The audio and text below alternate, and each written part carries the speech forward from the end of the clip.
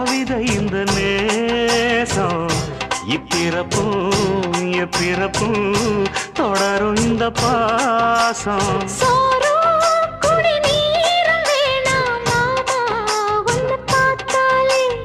ஆரும் பசியாரும் தானாச மொழி கேட்டாலே